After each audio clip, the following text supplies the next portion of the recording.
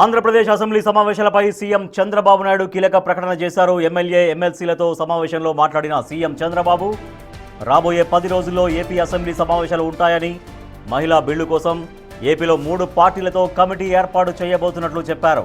కాన్ఫరెన్స్లో పాల్గొన్న బీజేపీ రాష్ట్ర అధ్యక్షుడు మాధవ్ మహిళా రిజర్వేషన్ బిల్లును వ్యతిరేకించిన కాంగ్రెస్ సహా ఇతర పక్షాల వైఖరిని ప్రజలకు, ముఖ్యంగా మహిళలకు వివరించాలని, దీనిపై ప్రతి ఎమ్మెల్యే తన నియోజకవర్గంలో ప్రెస్ మీట్ పెట్టాలని కోరగా చంద్రబాబు అందుకు అంగీకరించారు.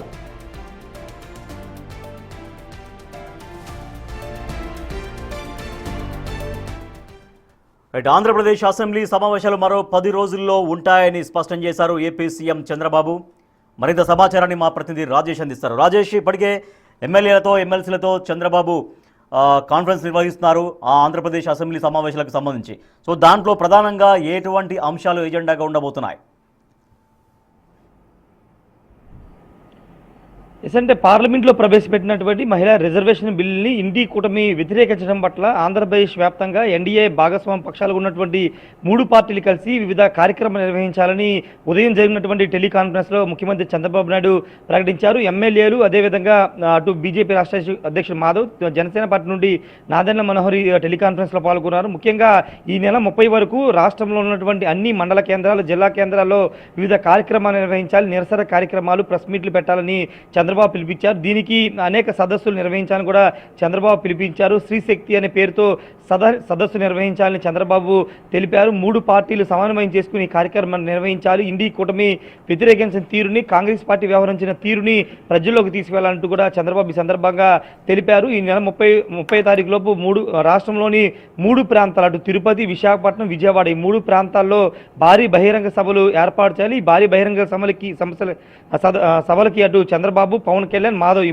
3 పార్టీలకు సంబంధించిన అధినేతలు హాజరయ్యేలాగా సభలు నిర్వహించాలని ఆదేశించారు. దానికి సంబంధించిన నిర్ణయాన్ని కూడా ప్రకటించారు. ఎమ్మెల్యేలు కూడా దీనికి సంబంధించి విజయవంతం చేయాలని కూడా ఆదేశాలు జారీ చేశారు. ఇక చివరిగా వచ్చే నెల మే 1వ వారం లేదా 2వ వారంలో అసెంబ్లీ సమావేశాలను ప్రత్యేకంగా ఏర్పాటు చేసుకుని మహిళా రిజర్వేషన్ బిల్లును వ్యతిరేకించిన తీరుపైన ప్రజలకు వివరించే విధంగా అసెంబ్లీ సమావేశాలు నిర్వహించాలని ఈ సందర్భంగా చంద్రబాబు నిర్ణయించారు. దానికి ఎమ్మెల్యేలు, 3 పార్టీల నేతలు కూడా అంగీకరించినటువంటి పరిస్థితి. ముఖ్యంగా ఇండియా కూటమి ఎందుకు వ్యవహరించింది ఈ విధంగా? గతంలో మహిళా రిజర్వేషన్ బిల్లు వచ్చిన సందర్భంలో గతంలో కాంగ్రెస్ ఏం చేసింది, అధికారంలో సమయంలో కాంగ్రెస్ ఏం చేసింది, ఇలా అన్ని అంశాలని ప్రజలకు తెలియజేయాలి. అదేవిధంగా ఎన్టీఆర్ ఉన్న సమయంలో మహిళా రిజర్వేషన్ బిల్లుకు సంబంధించిన విషయంలో ఏం జరిగిందనే అంశాలను కూడా ఈ సందర్భంగా ప్రజలకు వివరించడానికి అసెంబ్లీ సెషన్స్ నిర్వహించాలని భావిస్తుంది. అయితే ఎన్ని రోజులు నిర్వహించాలి, ఎప్పుడు నిర్వహించాలని దానిపైన పూర్తిస్థాయి ఇంకా క్లారిటీ రాలేదు. మే 1వ వారం 2వ వారంలోని మాత్రమే ఉదయం జరిగిన టెలికాన్ఫరెన్స్లో ముఖ్యమంత్రి చంద్రబాబు చెప్పారు. కాబట్టి మే 10వ తారీఖు లోపు ఈ సమావేశాలు ఉండే అవకాశం కనబడుతుంది. ఒక 3 నుంచి 4 రోజుల పాటు సమావేశాలు పెట్టుకుని ఈ మహిళా రిజర్వేషన్ బిల్లుకు సంబంధించిన మీద చర్చించే అవకాశం కనబడుతుంది. ప్రజలకు వాస్తవాలు వివరించే అవకాశం కనబడుతుంది. మరోవైపు మహిళా రిజర్వేషన్ బిల్లుకి డీలిమిటేషన్ బిల్లును లింకప్ చేస్తూ కాంగ్రెస్ పార్టీ మాట్లాడిన తీరుపైన కూడా ప్రజలకు వివరించాలి. డీలిమిటేషన్ బిల్లు వల్ల దక్షిణాదికి నష్టం జరుగుతుందంటూ అటు టీఎంసీ కానీ, లేకపోతే తమిళనాడు ఉన్నటువంటి డిఎంకే పార్టీ కానీ, తెలంగాణలో ఉన్నటువంటి కాంగ్రెస్ కానీ చేస్తున్నటువంటి ఆరోపణలు, వాటి మీద కూడా మాట్లాడాల్సిన అవసరం ఉంది. డీలిమిటేషన్ వల్ల దక్షిణాదికి ఎక్కడా అన్యాయం జరగదు. స్వయంగా హోంమంత్రి అమిత్ షా ఈ విషయాన్ని చెప్పారు.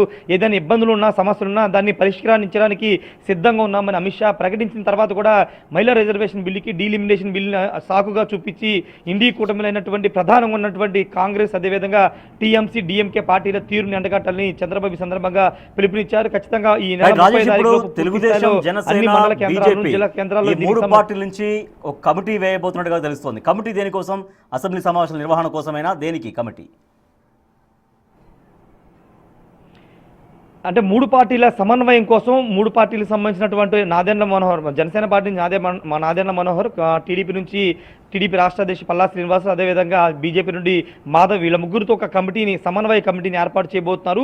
ఈ కమిటీ ఈ నెల 30 వరకు జరిగే కార్యక్రమాలకు సంబంధించి, అంటే రాష్ట్ర వ్యాప్తంగా పిలిపించినటువంటి కార్యక్రమాల్ని సమన్వయం చేసుకోవడం, ఏ విధంగా చేస్తున్నారు, ఫీడ్బ్యాక్ ఏ విధంగా ఉందనే దానిపైన సమన్వయం చేసుకోవడం, కొన్ని ఆదేశాలు ఇవ్వడం, సూచనలు చేయబోతుంది. వాటి తర్వాత అసెంబ్లీ సమావేశాల నిర్వహణ ఏ విధంగా సాగాలి, ఏ విధంగా ఎమ్మెల్యేలు, మంత్రులు, అదేవిధంగా ఇతర నాయకులు ఏ విధంగా అసెంబ్లీలో ప్రస్తావించాలి, మాట్లాడాలి, ఏ సబ్జెక్ట్ ఏ ఎమ్మెల్యే మాట్లాడాలి, మంత్రులు ఏ సబ్జెక్ట్ ఎంతసేపు మాట్లాడాలి, ఎంత సమయం మాట్లాడాలి, అన్ని అంశాల మీద ఈ సమన్వయ కమిటీ అనేది పనిచేయబోతుంది. దానికి సంబంధించినటువంటి ఆదేశాలు కూడా చంద్రబాబు ఈ రోజు జరిగిన టెలికాన్ఫరెన్స్లో ఇవ్వడం జరిగింది. ఏదేమైనప్పటికీ మహిళా రిజర్వేషన్ బిల్లు ఎన్డీఏ కూటమి వ్యతిరేకించడం పట్ల ఆంధ్రప్రదేశ్ ఎన్డీఏ కూటమి తీవ్ర స్థాయిలో మండిపడుతుంది. ఆ బిల్లు వ్యతిరేకించిన తెల్లవారుజామునే నిడదవోలు పర్యటనకు వెళ్ళినటువంటి చంద్రబాబు రాష్ట్ర బీజేపీ అధ్యక్షుడు మాధవ్తో కలిసి నిరసన ర్యాలీ చేశారు. నిరసన ర్యాలీ చేసి తన నిరసనను ఆంధ్రప్రదేశ్ తరఫున కాంగ్రెస్ వ్యతిరేకంగా ఆయన చేసినటువంటి నేపథ్యంలో ఈ నెల 30 నుంచి పూర్తి స్థాయిలో దీనికి సంబంధించిన కార్యక్రమాలు చేయడం, వచ్చే నెలలో అసెంబ్లీ సమావేశాలు పెట్టుకుని కాంగ్రెస్ తీరును ఎండగట్టబోతున్నారు. రాజేష్.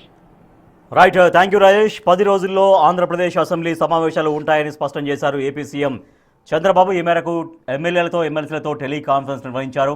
ఇక ఇండి కూటమి మహిళా బిల్లును వ్యతిరేకించినటువంటి తీరును, దాని పట్ల కాంగ్రెస్ పార్టీ కావచ్చు, ఇంకా మిగిలిన పక్షాలు వ్యవహరించిన తీరును ప్రజల్లో ఎండగట్టే విధంగా కార్యక్రమాలు తీసుకోవాలని నేతలకు దిశా